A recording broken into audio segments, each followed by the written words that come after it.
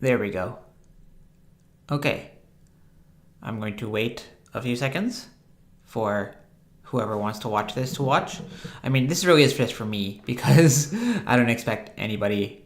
I mean, some people might catch it after it's posted and see this part, but it's more likely that other people will just join partway through and have no context about what I'm saying. But I will explain it as though people did have context and did know what I was saying prior. We have here the standard model of particle physics. These are all of the known particles, and as far as physicists can tell, these are the smallest possible units of existence. These are the smallest possible units of matter, and they include stuff that we would consider to be things, as well as forces which govern the interactions between those things. And as far as we can tell, this is the smallest and lowest level of reality, and there doesn't appear to be anything smaller. Some scientists speculate that there could be smaller things, such as string, which are more fundamental and can kind of explain why there are these different particles. But that hasn't been proven yet. And so, for what we know, this is the smallest level of reality. And the position of physical reductionism is the idea that this is all there is to reality at bottom. That everything else that exists is fundamentally a consequence of what happens at the lowest level, and the lowest level is causally complete, i.e., there's no other forms of causation which can influence the trajectory of a system apart from the fundamental particles. But that's rather interesting because you can take these particles, in this case, two up quarks and one of those down quarks, and make a new structure called a hadron, or specifically in this case, it's called a proton. Now, this is a higher unit, a higher, a bigger scale object relative to the fundamental particles that make it up, and so it's this phenomenon which arises from the dynamics of these lower level particles, and so you can predict its existence theoretically just by understanding the mathematical dynamics which govern the behavior of these particles. But then you can take these hadrons and put them together in interesting ways to create a nucleus composed of neutrons and protons. Once you do that, you can get this new structure called an atom, which is when electrons, which are one of those fundamental particles here, can start to orbit a nucleus. And then you have this thing called an atom. And so a bigger structure has emerged, which is composed of those smaller pieces. And then you can actually get a whole variety of different elements from this basic premise of a nucleus, so a bunch of protons and a bunch of neutrons surrounded by electrons in different orbitals. And you can get a huge variety of different chemicals from this process, each of which has very unique properties and different, for example, different electron configurations and things like the ability to be charged or not, as well as the ability to form bonds with other atoms. And so you get these structures that are composed of multiple atoms. And here we're just looking at organic molecules, so molecules that have carbon and hydrogen in them. And these are some very simple examples, but you can imagine huge chains of these molecules being made of just carbon and hydrogen for thousands of atoms. And then you can also think about how different types of atoms, different types of elements can introduce themselves into such a system and then cause that system to have different properties and create these kind of unique molecules that can do different things. And one of the most unique molecules that we've discovered is DNA. Now, DNA is very interesting because at the fundamental level, you can understand how it's composed of atoms. You can see each of the individual atoms here that make up a chain of DNA. But what's interesting is that this DNA strand is encoding information. So the different bases in a DNA molecule act as a kind of code for producing other biomolecules. So it's using atoms arranging them in a very specific way, and you're getting this kind of encoding structure, which encodes the structure of various proteins. Now, these two are also biomolecules, and so are emergent from long chains of amino acids. Amino acids themselves are hydrocarbons with nitrogen, and they have each kind of individual amino acid has a unique what's called the R chain. And so this is what differentiates different amino acids from each other. And then you build huge chains of these using the code inside DNA. And then that is what allows you to build these very complicated structures known as proteins.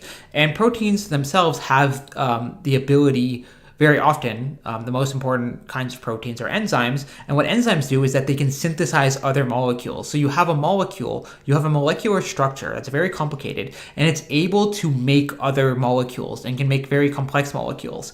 And doing so, within a living organism, within a single unit of life known as a cell, leads to this incredibly complicated structure. And now you have from biomolecules something that's alive, something that's engaged in the process of life.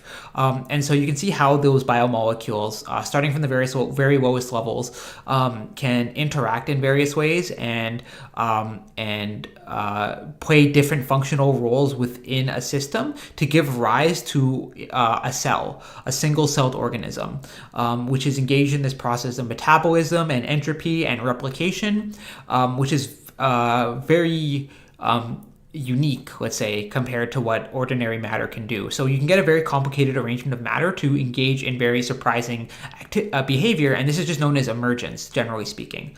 And I'll get into the distinction between weak and strong emergence, but just know that generally speaking, when smaller units interact in complicated ways to give rise to a more complicated phenomenon, like a brand new novel phenomenon, that's known as the phenomenon of emergence. Now, it doesn't stop there, because you can take all of these cells, you can take numerous cells, single cells, and combine them in various ways to get multicellular organisms. So what you see here are very simple multicellular organisms composed of just like 100 or 200 cells. But you can see how those cells now working together are giving rise to new phenomena. And this can get rather complicated. This is also an example of a microscopic organism, but you can see how the cells in its body have specialized in various places to give rise to this new structure. So the cells themselves start to be slightly different from each other, so that you can facilitate very complicated multicellular structures. And multicellular structures can give rise to tissues give rise to organs, and organ systems. And so you have these full-fledged systems within a biological organism, each performing a different role and contributing to the whole.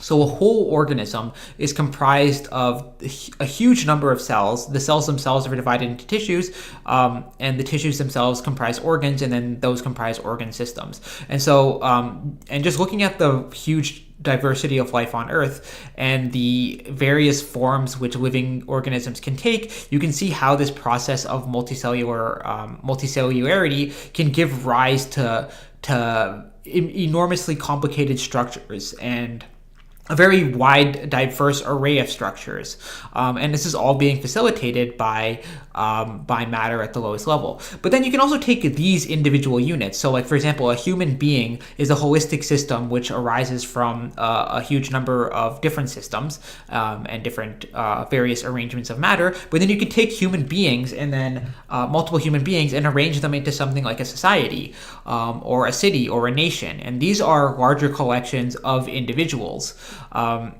Which then comprises a new entity known as a society. And so a society itself is emergent from human beings, which themselves are emergent from matter at various levels.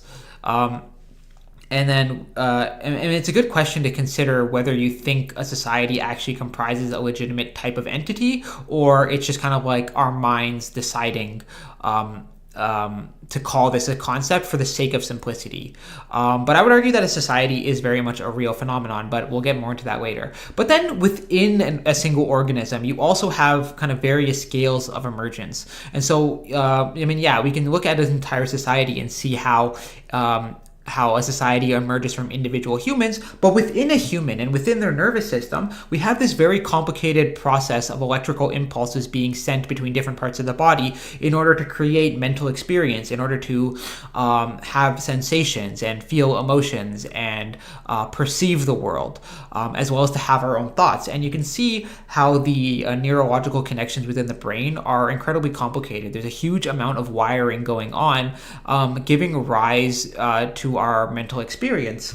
And so all of those neurons acting together, exchanging electrical impulses, as well as interacting with each other in very dynamic ways, gives rise to mental phenomena. So we have something here which one could argue is beyond the physical world that we started from, because we're creating mental abstractions with our minds. We're using the neurons in our minds, and those work together to give you a brand new phenomenon in the form of mental, for example, concepts, things that you believe, your internal monologue, your moral beliefs, your abstract thoughts, your creative ideas, there's the random things you generate with your brain, as well as all of the knowledge you hold in your mind.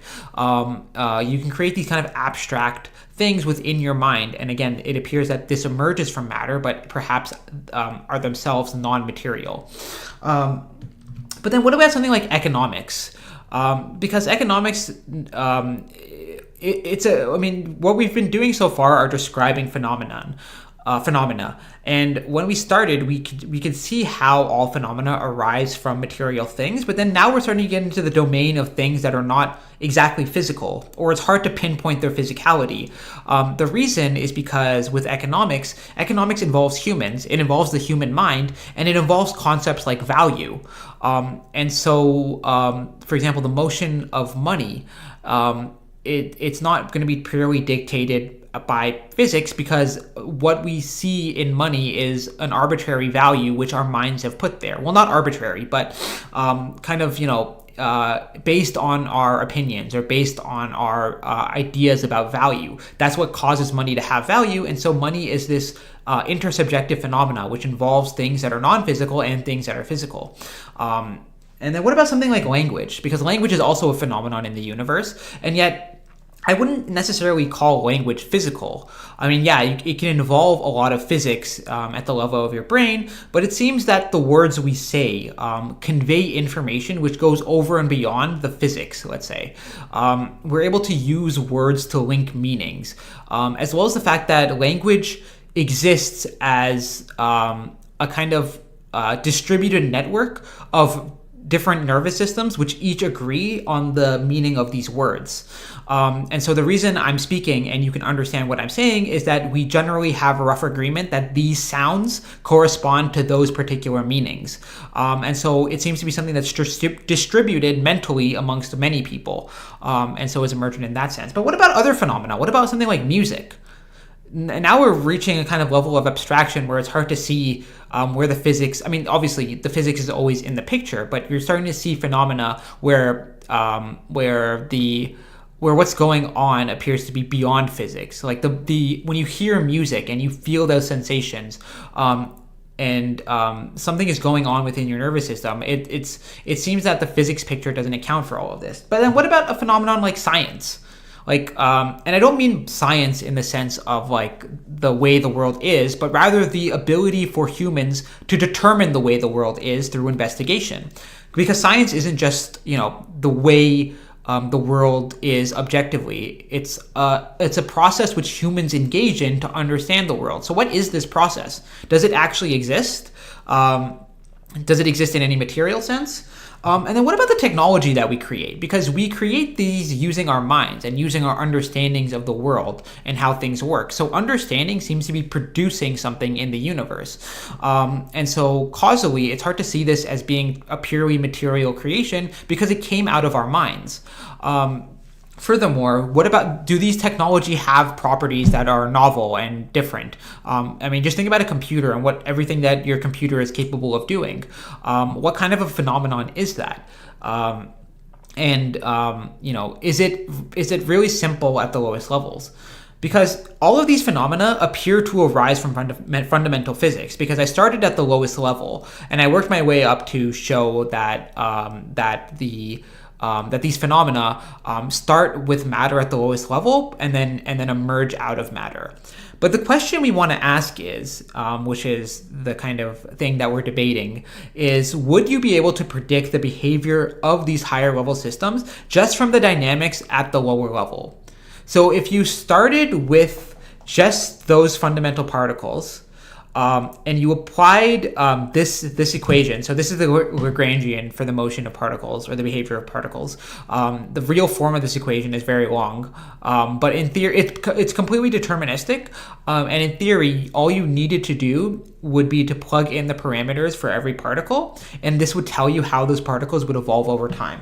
So given just that information, would you be able to predict what would happen, for example, at any higher level? So would I be able to predict economics from matter? Would I be able to predict the behavior of a human being just by looking at the particles? I.e., is the particle picture sufficient to explain all human behavior? Now, any phenomenon, so this is the idea of physicalism or physical reductionism, that every phenomenon can be reduced to fundamental physics and there is nothing else happening apart from physics. And the reason we have to come up with new concepts in biology and in human behavior and psychology and economics is to help simplify these phenomena, which are really complicated at the physical level, because it would take like an insane amount of computing power to actually figure out how human behavior would emerge from fundamental particles, because we're made up of, I don't even know, like on the order of quadrillions of these particles. And so doing the math for each of those is just a very difficult task. And so we simplify by coming up with concepts in human behavior, such as like emotions. Like these aren't really, these aren't real phenomena, because the only real phenomena are physics, but we come up with like phenomena like emotions to explain human behavior. So this position and working within this position has yielded a lot of insights in fundamental physics, where we've been able to see how the descriptions we have at the microscopic world can explain phenomena at higher levels, such as the atom, like explaining the existence of the atom from the existence of quarks and leptons and bosons. Those are the more fundamental particles. So any phenomena which appears at a higher level, which means essentially that it's bigger than those fundamental particles, any phenomena that exist that can be predicted from doing the math of the fundamental physics, any phenomenon which you can see it happening just by looking at those fundamental particles is said to be weakly emergent. Okay, so that's what weak emergence is. And there are many proven examples of weak emergence, but I would say right now that a lot of phenomena which people think are weakly emergent may not actually be so. And that's for reasons which relate to what strong emergence is all about. So what I would say is that in this lecture, what I'm arguing is that you cannot, even in principle, predict certain systems entirely from lower level laws, and such systems are considered strongly emergent.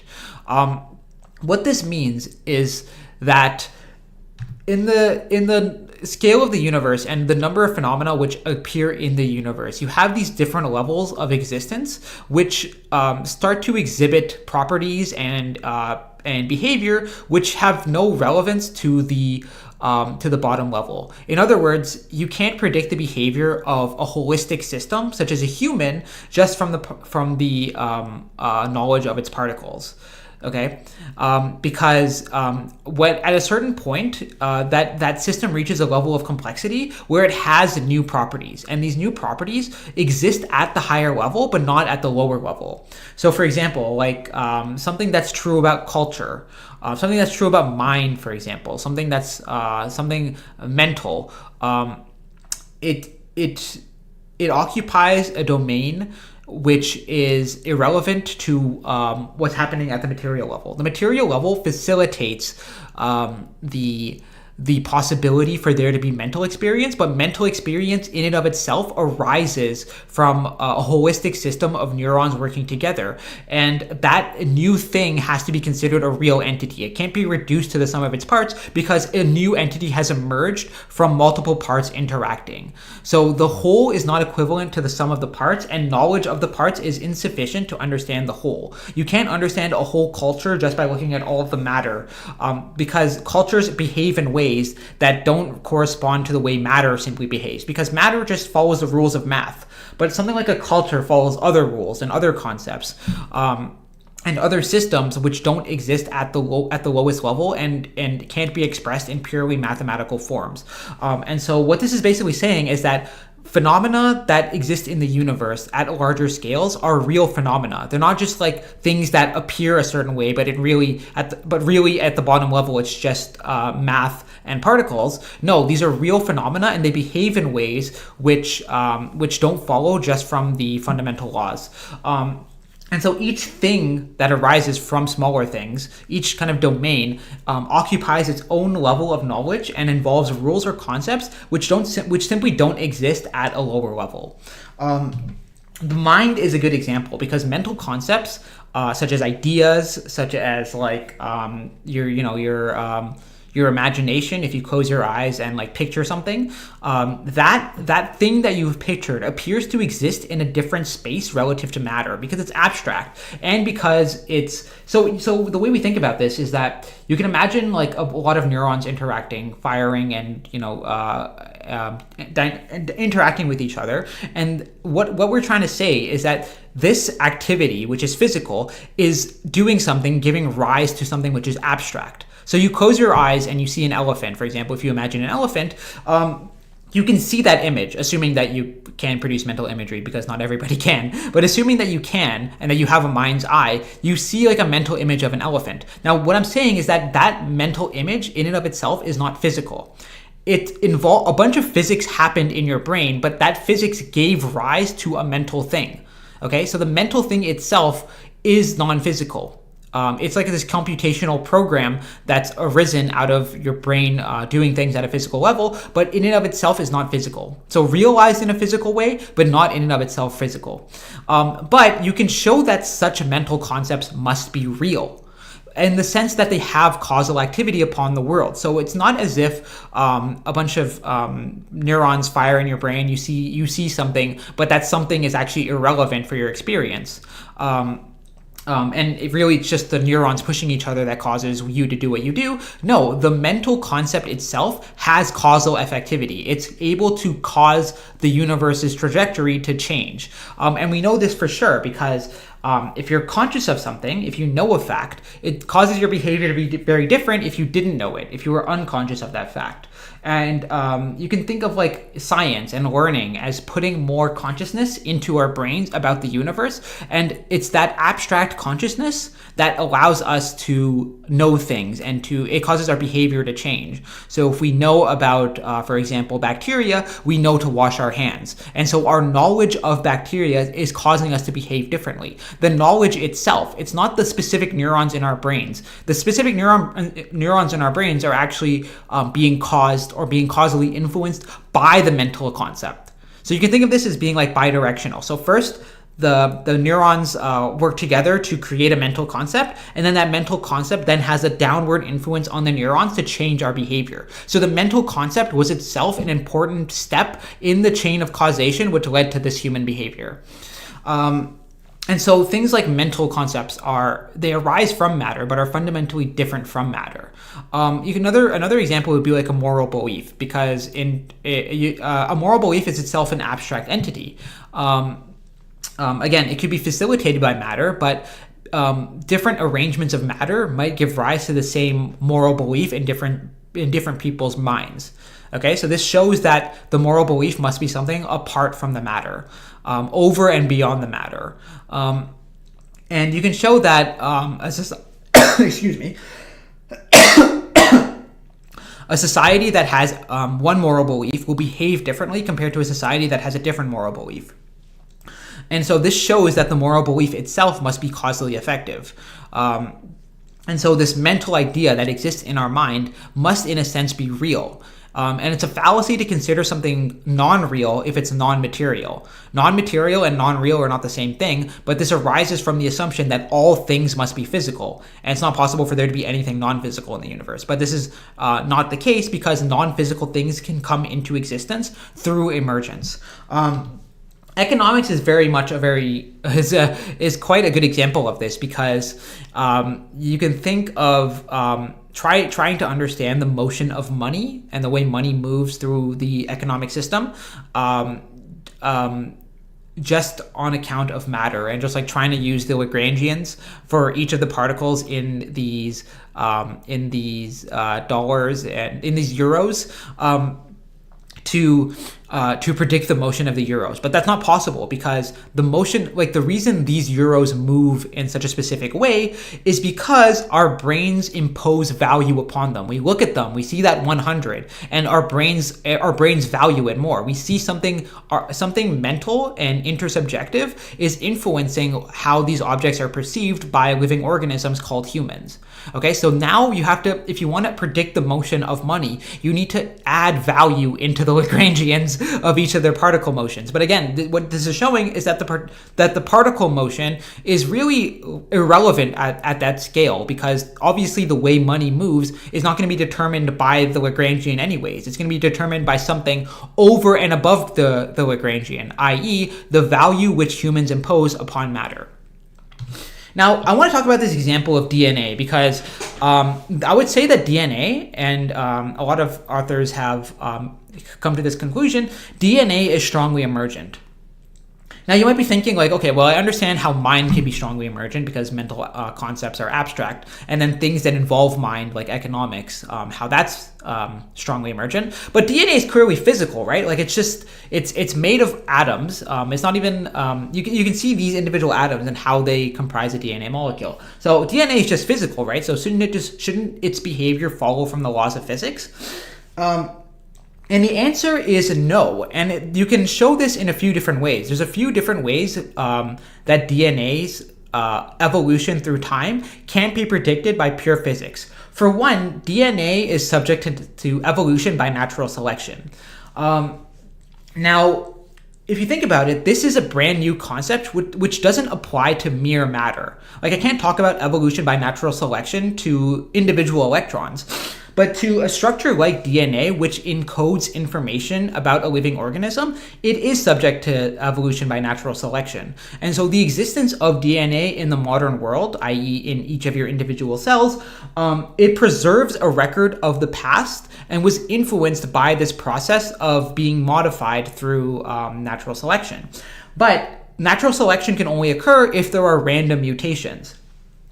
So you have a kind of directed process of natural selection, and then you have a random process of gene mutations. So the reason evolution happens is because random mutations can happen in DNA, which could give rise to a slightly different feature, and that feature might be evolutionarily advantageous.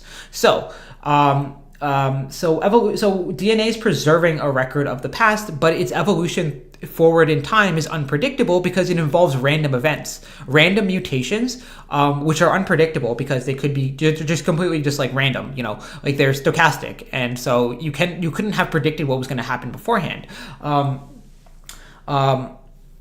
And so the combination of stochastic and deterministic factors means that this is a strongly emergent phenomena. But then there are other reasons, which I think are more strong, to realize, to see why DNA, or to justify why DNA is strongly emergent.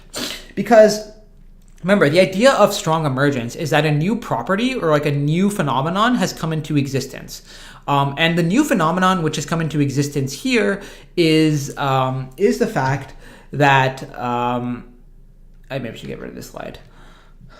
Is the fact that DNA is encoding information about something else. It encodes. So that idea of encoding is a brand new phenomenon in the universe. It's encoding information about a living system. Like molecules, in general, wouldn't encode information the way DNA is encoding information. So the information that the DNA encodes must exist in a plane above the DNA molecule itself. Okay.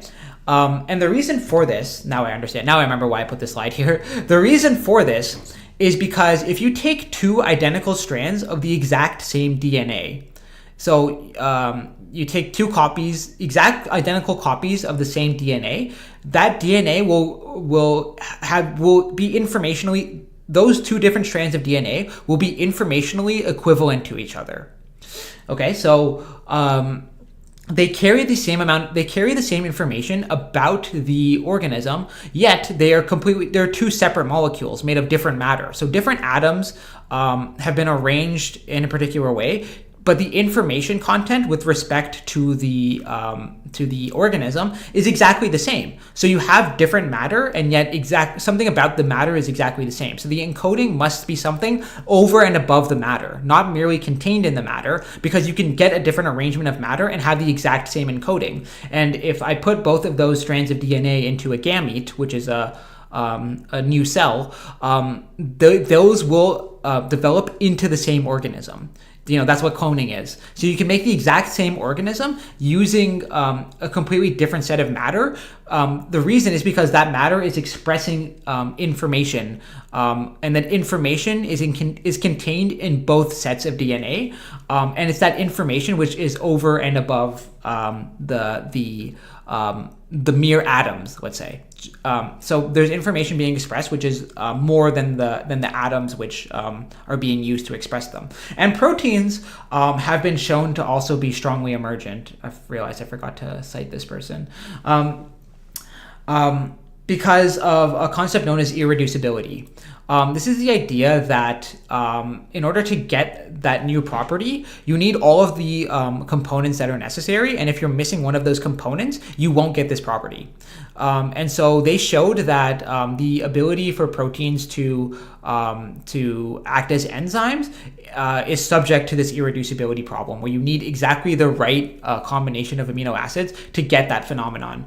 And if you don't, the phenomenon just doesn't exist. Implying that it must be something new emerging in the universe. And this probably explains why protein folding is such a difficult challenge. Because if the way proteins fold is strongly emergent, it means that it's irreducible. By which I mean you can't just look at the amino acids to figure out how the protein is going to fold, because the way it folds is not predictable from those lower level laws. That's insufficient information. You need to start accounting for phenomena at higher levels. So for example, if you look at these protein chains, you can see a whole bunch of different structures. You see these flat sheets and you see these spirals. So what could happen is that as a protein folds, this spiral, it starts to have a new property. And so you need to add that property into your model of protein folding to get the overall picture. And if you miss that property, all you have are the properties of amino acids, and that's not enough to tell you what's going to happen in the grand scheme of the protein folding. And just take a second to understand how insanely complicated this process is, and it's happening all the time within your cells. The process of proteins folding, they're huge, they're insanely complicated, and yet this is happening all the time, and it's happening automatically. And just looking at something like this, it should tell you that there's more going on here than just fundamental physics. Like, new things have begun to exist in the universe, which are doing things that are unprecedented and unpredictable just by looking at lower level laws. Now, generally speaking, a phenomenon is strongly emergent if it occupies its own domain of knowledge, i.e., it involves new concepts which don't appear at the lower level. So you need to include input from a higher level domain in order to understand the phenomenon. Now, the way to understand this is like if you think about a composite object. So for example, if we think about a proton, it's made from quarks, right? Now, those quarks work together to give you the proton. But once the proton starts to exist, you need to think of the proton as a kind of new entity. Like it's a legitimate entity. It's not just a mental abstraction. It's not just our minds simplifying two up quarks and a down quark. Like it's not just two up quarks and down quark. It's a complicated behavior between these components, which itself comprises a new phenomenon. Now, the objection to strong emergence is that couldn't it be that these higher concepts are just ways for our minds to simplify highly complicated math? So I touched on this earlier, where the idea is that, like, okay, maybe like a human can actually be completely understood just from the physics, just from the fundamental physics, but it's so impractical to try and do this that in order to explain what a human being does, we need to invent new concepts. And these new concepts are just simplifications. So, for example, the reason the reason a mother cares for its child, we might say, like, oh, it's because of love. Like, the mother loves the child. And then we would say, well, no, and then a pure physicalist would say, no, technically they would have to concede that, no, this is not what's happening. What's actually happening are fundamental particles are obeying the standard model Lagrangian. Okay, that's what's happening. But because that's so complicated, we just say that the mother loves the child as a way to simplify it. But in reality, that picture is a false one, or that picture is just a mental concept that we throw over what is actually really complicated physics. Now, any phenomenon where this is actually the case is weakly emergent. So if it is just that we simplify the phenomenon, but in reality you can predict it from the fundamental physics, is a weakly emergent phenomenon. But in cases of strong emergence, this can't be the case because higher level concepts can be shown to have a downward causal effect on lower level laws. Okay, so this means that roughly, if we go back to the proton example, you might think that, well, if we just use the dynamics of the fundamental particles to predict the behavior of the proton, we can predict the behavior of the proton. But what strong emergence says, if you assume for an instance that assume for an instant that a proton is strongly emergent, what strong emergence says is that this proton, this new structure, can affect the smaller components of which it is made. It can affect the individual quarks. So the quarks are now behaving in a slightly different way because of this bigger structure of which they are a part. So now it would not be possible to use the math at the lowest level to predict the higher level, because the higher level itself must be included in the math. So you can't just work your way upwards. You need to work your way downwards as well. You need to see what it is at the higher level that changes the lower level. So when a strongly emergent phenomenon comes into existence, its evolution from that point on will not be predictable from lower level laws, because new higher level laws apply to the way it behaves, and these do not make sense at the lower level. So a simple example would be like a human. Like humans do things and accord with laws of biology and sociology and anthropology, whatever, that just don't make sense at the level of physics. The physics is just facilitating all of this happening, but then at higher levels, new phenomena and new laws take place. And this explains a lot. This explains why the universe is so multifaceted and so complicated, and why there are so many examples of different phenomena that seem to have nothing to do with each other, like something like language. And we can study language super intensely, but it appears to exist at this level that's so far removed from fundamental physics that I think it's kind of silly to try and reduce physics or reduce language to fundamental physics. You can apply ideas in physics to understand bottom-up effects, but you won't be able to understand top-down effects, and you won't be able to understand effects which operate at the level of the language. So at the domain of language, there are phenomena happening which don't make sense at the fundamental physics level because they involve just concepts at that higher level. If that makes sense. So each domain of knowledge constitutes a brand new level. And phenomena in those levels can interact with each other, but they can also have downward effects on lower levels, and lower levels can have upwards effects on higher levels. So it's very complicated dynamics, and regardless, all of this shows that you can't just start at the bottom level and work your way up. Reductionism is false. Materialist reductionism is false. That's what the conclusion of this is. So George Ellis wrote that we can say that a high-level phenomenon is strongly emergent with respect to a low-level domain when the high-level phenomenon arises from the low-level domain, but truths concerning that phenomenon are not deducible, even in principle, from truths in the low-level domain. In strong emergence, properties are only deducible from lower-level properties when you add concepts or variables that are derived from our knowledge of the nature of the higher-level emergent domain. The lower level simply does not by itself imply the relevant higher-level concepts or variables. One needs empirical input from the higher-level theory to determine such bridge laws. Okay, so this is implying is that when you reach a new scale of nature, there are concepts in that scale which can influence things at the lower scale, and they can keep going up. So they can influence things at a higher scale, or they can influence things at their own scale.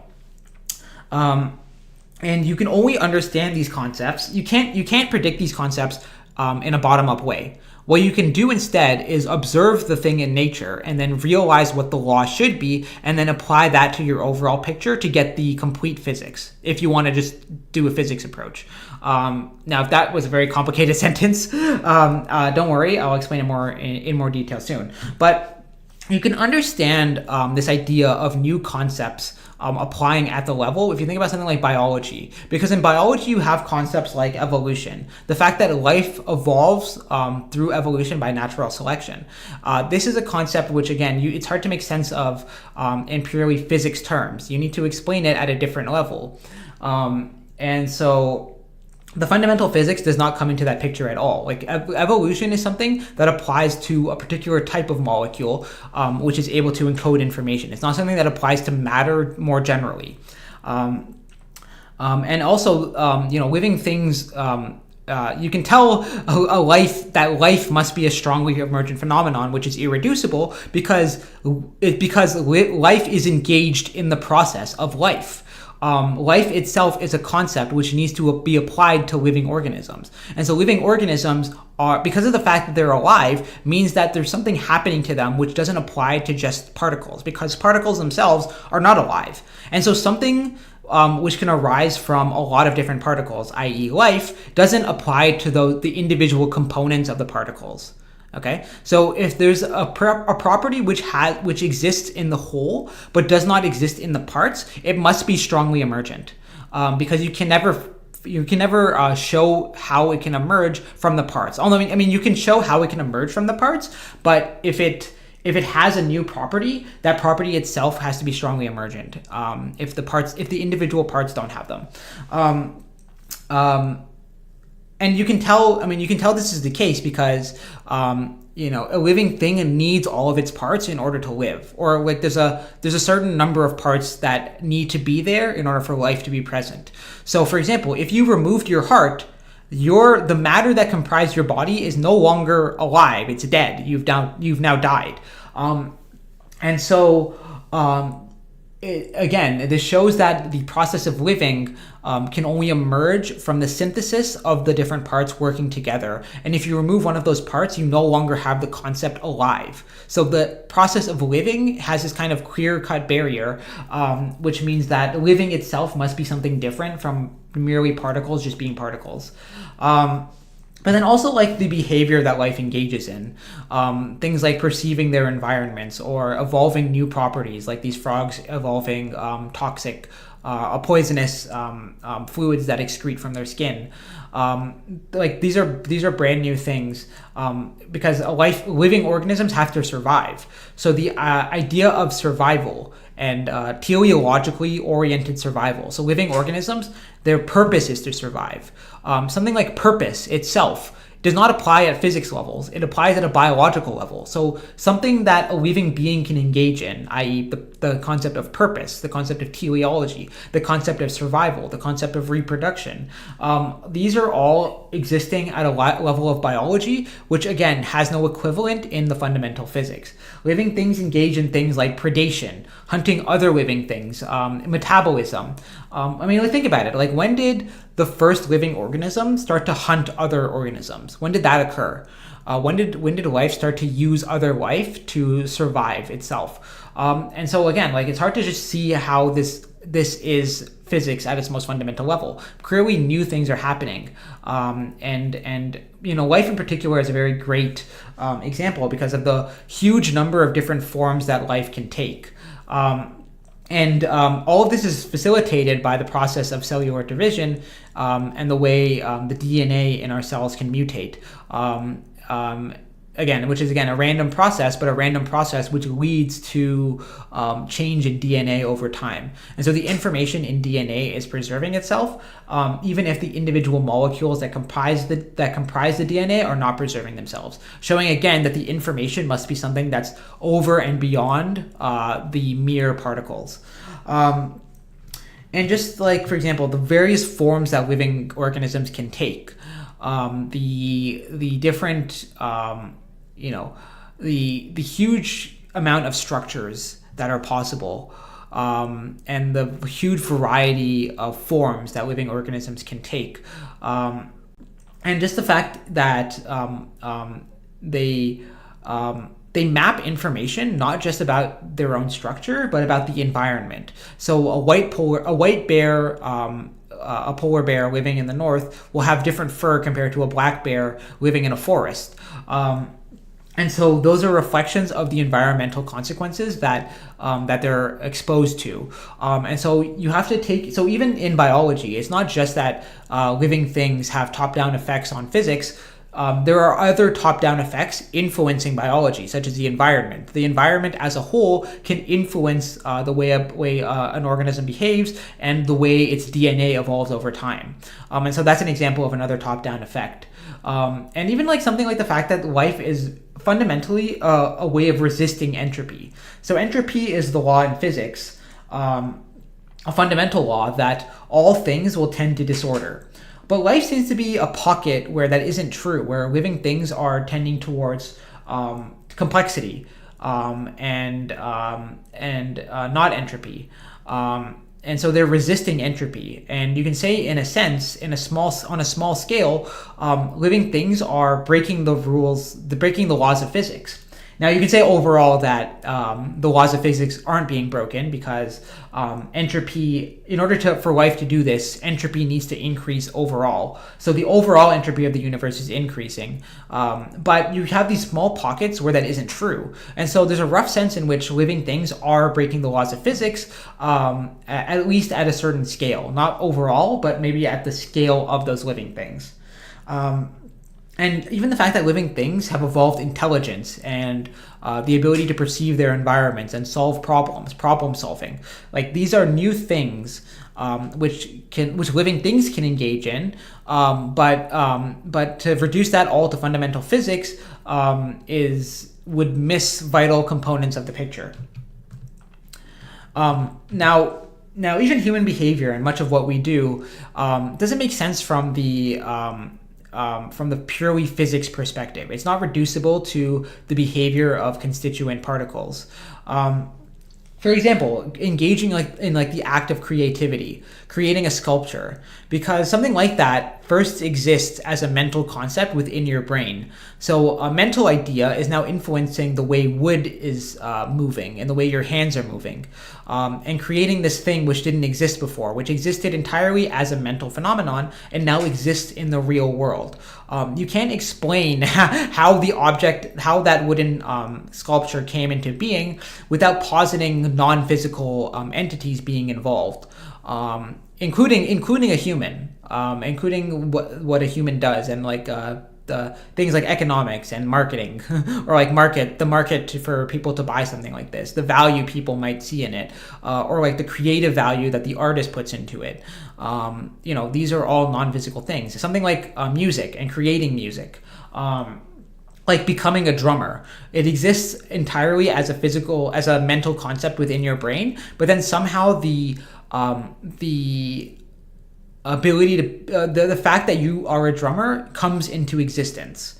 So at one point you didn't have these skills, but then through practice, through deliberate effort, again, non-physical, and also non-reducible to physics, through effort and through practice and persistence, you're able to do something and force your body to do something which is very coordinated. And then things like romance and finding a partner. Again, like you have to perceive a specific person, and then you have to engage in an act of courtship with them. All of which is difficult to explain purely from physics, because it involves emotions. It involves emotions like love. Again, we said as an example before that, like, if I invoke love, I'm not actually describing human behavior. It's just that I'm simplifying human behavior. But no, love itself is a specific feeling. It's a non-physical phenomenon, and it can influence the way humans behave when they seek courtship, when they search for a romantic partner. And again, consciousness itself must have causal efficacy despite not being physical. You can prove and you can show that your consciousness itself is a real entity that can influence the world, because your consciousness of something that you learned will influence your behavior, whereas somebody who is unconscious of that same thing may not be able to engage in the same behavior. So you can show that your consciousness must be real and must have a real effect upon the world, despite it being non-physical, and despite people and physicalists claiming that consciousness is actually just an epiphenomenon, that it doesn't do anything in and of itself. It's just kind of there. So we can think of emergence in general as being related to the chain of causality. So there's a chain of causality where small things can affect other small things, and then small things can also cause higher domain phenomena through emergence. So upward causation is the same thing as emergence, and it's when lower level domains give rise to something at a higher level. So that lower level domain kind of caused the higher level. But once that higher level exists, and if it's strongly emergent, the higher level domain can have a causal influence on the lower level domain. So causality is moving in the same direction through time, but this higher level phenomenon can now have a causal influence on the lower level phenomenon, such that whatever the lower level laws were previously, they no longer necessarily apply. And you have to take into account information at the higher level to get this full picture. Interestingly, I should probably move this note somewhere else. Aristotle was the first one to discover this. So the idea of strong emergence actually goes back to Aristotle, although he formulated it slightly differently, because he discussed what he called the four causes. And these were the material cause. So if you want to look at an object and understand it, you need to understand its four causes. The material cause is simply what the object is made out of. So if you have like a carving, the carving is made out of wood. The formal cause is the specific form that the object takes. So it's a carving of a specific person, let's say. The efficient cause is what in the past resulted in that object coming into being. So for example, that would be a carver carving the wooden statue. And the final cause is where it's going. So it's not just its chain of causality doesn't stop when it comes into existence. After it comes into existence, it itself can be the cause of something new. So it can cause people, for example, to look at it and admire it, or people to buy it, right? So like in and of itself is now a new cause. And the cause and its like purpose can be described by the formal cause and the final cause. And so this is an example of a holistic system influencing, having a causal influence on something. So the whole thing, the whole sculpture is now having a new cause, which can be attributed to the whole, but not contributed to the matter. So the whole thing itself has causal efficacy. Now let's describe this with more specificity, because what I want to get across with this slide is that there are multiple domains from emergence. So we can have a lower level domain giving rise to a higher level domain, and then a higher level domain interacting in a way that gives rise to an even higher level domain. And this can keep going for a while. At the start of this lecture, I may have gone through like 8 different levels of causation, or levels of planes of existence, so domains. 8 different domains, starting from fundamental physics going all the way to like consciousness. But these domains can exist in very complicated ways. And it's not even clear where something like, for example, consciousness would be. But yeah, so there are various domains, and they can each give rise to different levels. And those levels can interact with each other. Something at the highest level can interact with something at one level lower, or even all the way down. And then something at any level can interact with other phenomena at that level. And that's how we get a theory at that level. So like psychology is a theory that operates at the level of human mentality. So you can treat all mental concepts as existing on the same level, and then form a theory of psychology just by understanding how those interacting components work with each other. That's arguably what Jungian psychology is, because it's purely phenomenological. Now, let's go through an example of this and the way that higher level domains can influence lower level domains. We'll take the example of DNA as being our low level domain, and we can see how DNA and DNA replication and translation, transcription, coding gives rise to a particular human individual. Okay, so yeah, that makes sense. A human was caused by DNA. Now that human themselves is also a smaller unit in a bigger system called a society, called a culture, or a nation, or a city, or a town, whatever. And so that individual human is a part of this whole thing called a society. How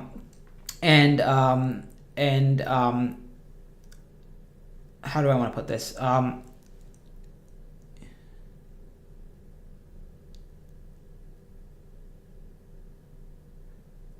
Okay, so although a society is comprised of individual humans, and it's impossible to get a society just from an individual human, that whole thing, is, even though it's comprised of humans, is now influencing individual humans. So if you grow up in a specific society, you're going to learn a particular set of moral values or virtues, or a specific way of doing things, or a specific language.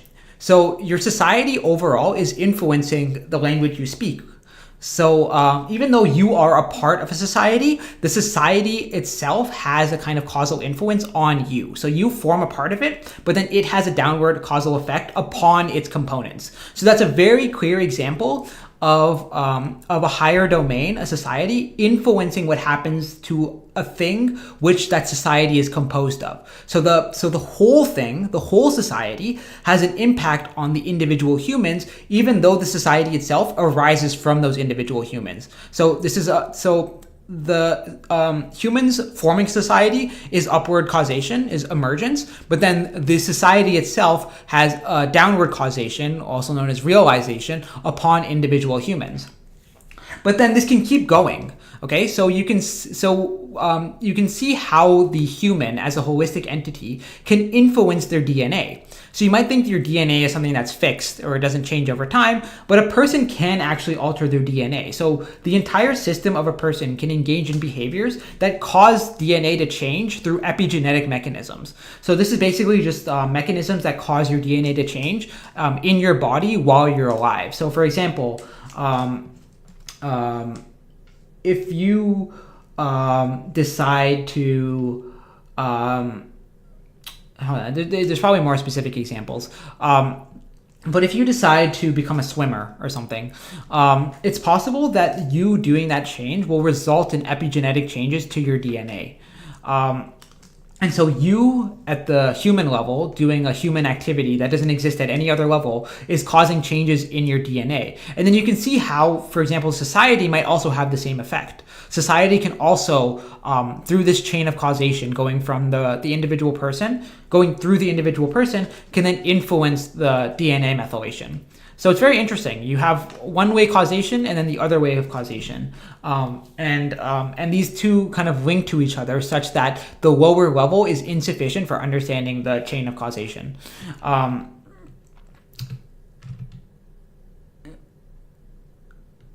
Yeah. Okay, so now we get to the kind of... So far I've been explaining my opinion, but I haven't really proven anything.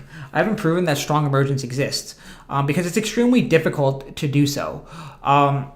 The issue comes from the fact that, like, what if we just... It comes from what I discussed earlier, which is like the issue of not having enough computing power.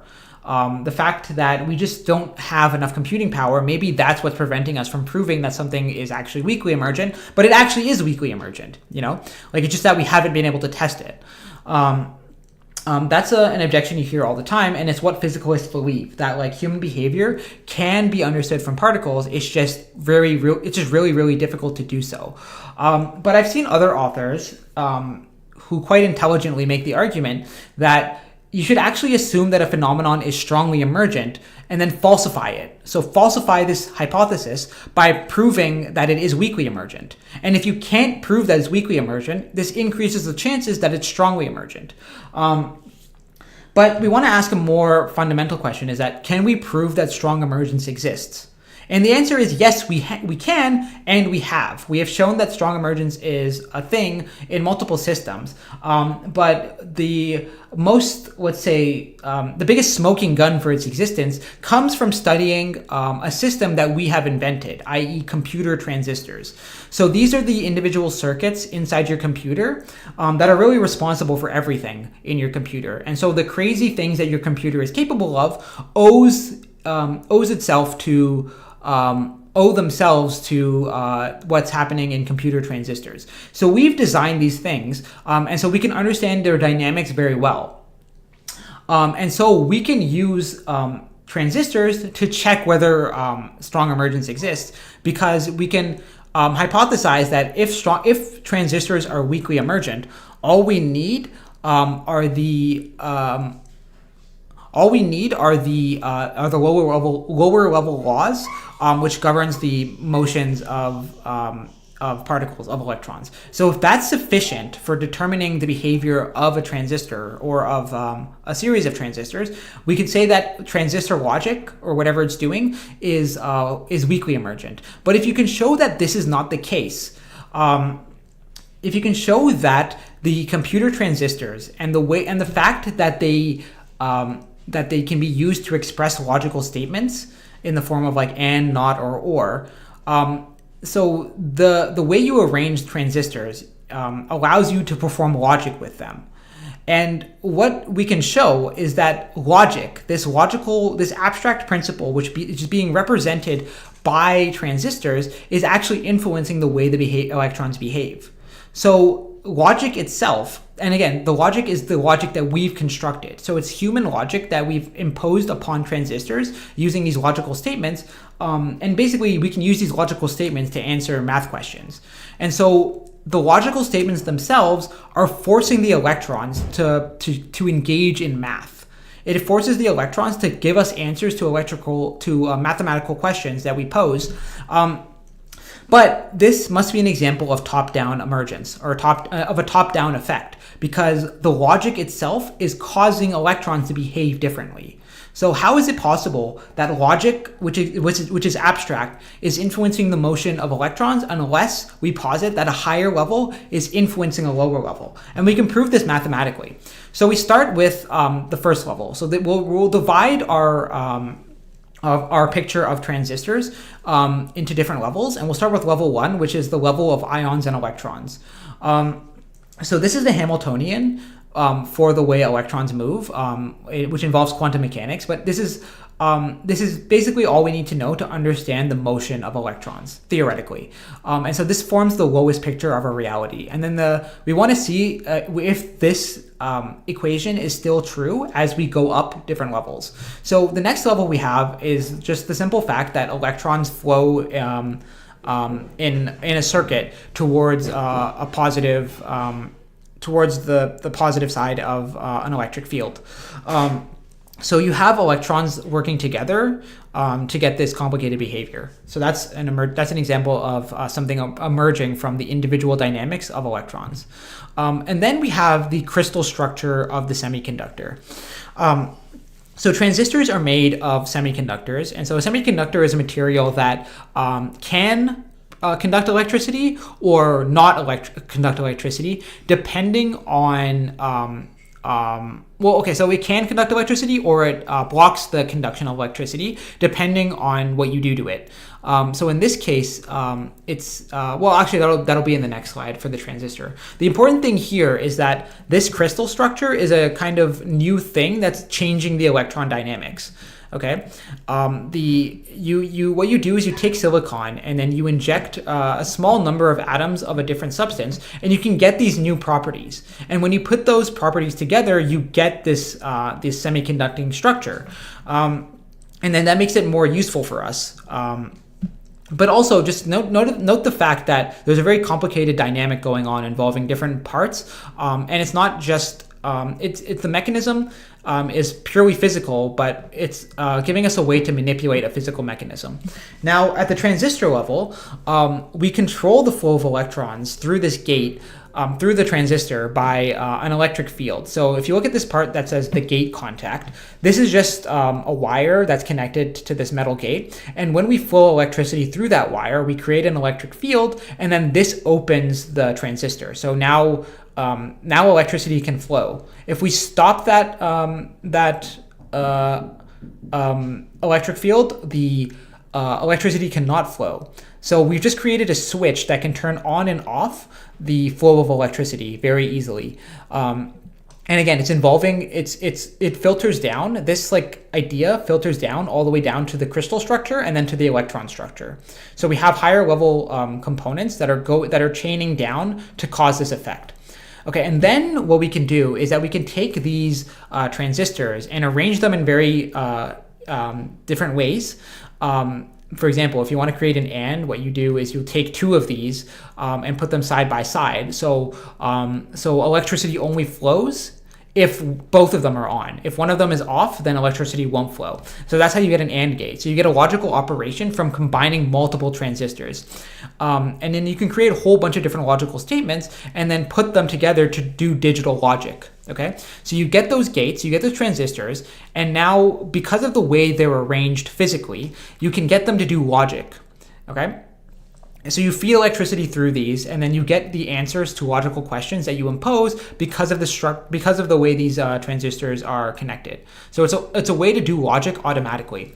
So the question is, does level 1 predict level 6? Can you understand the flow of electrons through this digital logic circuit using this information, using this equation which tells us the motion of electrons?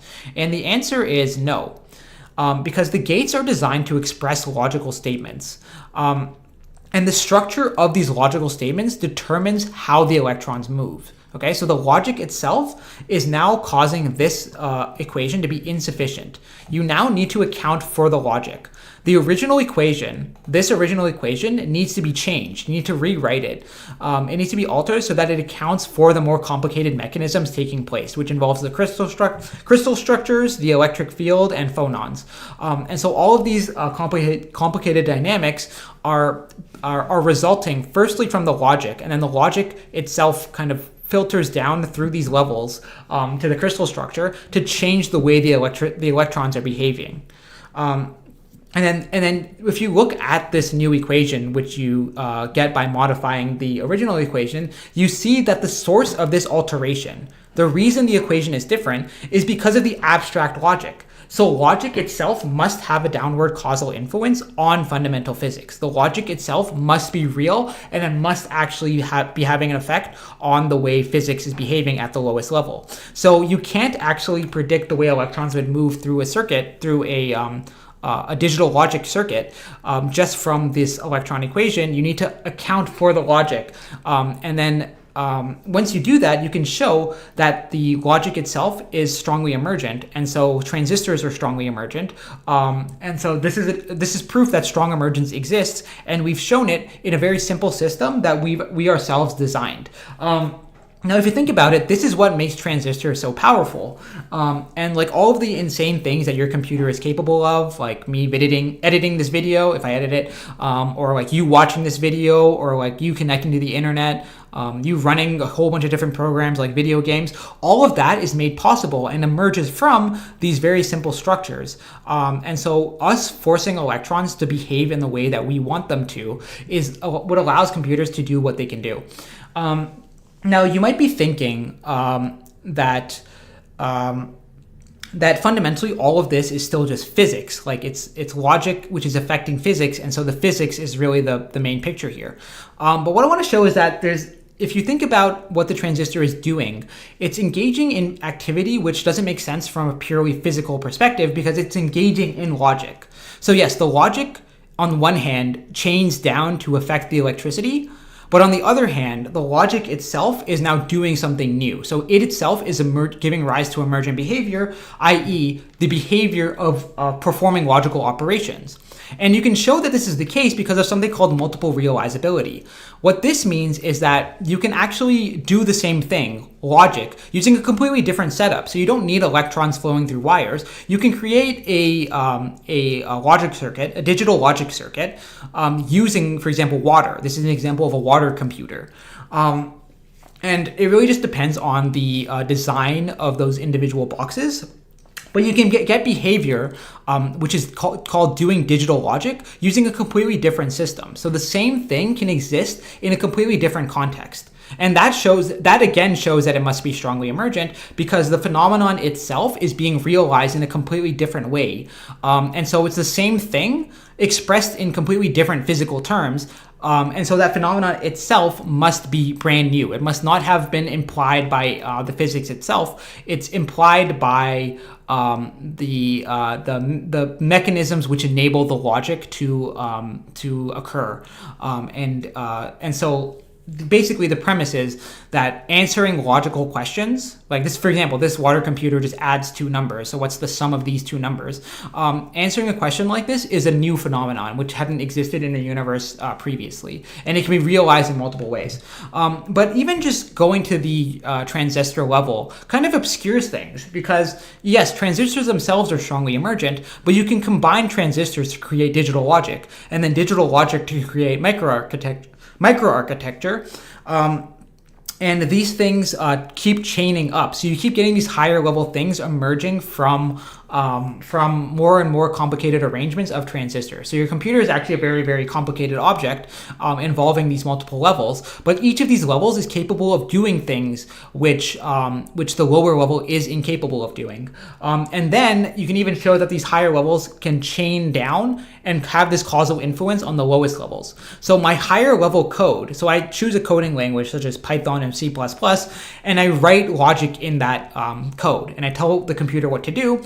And this code, which is abstract, which I've written, which is obeying laws of language, which the person who designed the language imposed, is now influencing the way electrons flow in transistors. Okay, so a higher level thing at a very high level is causing transistors to behave differently, which is causing electrons to behave differently. So it goes even higher, and it gets even more complicated.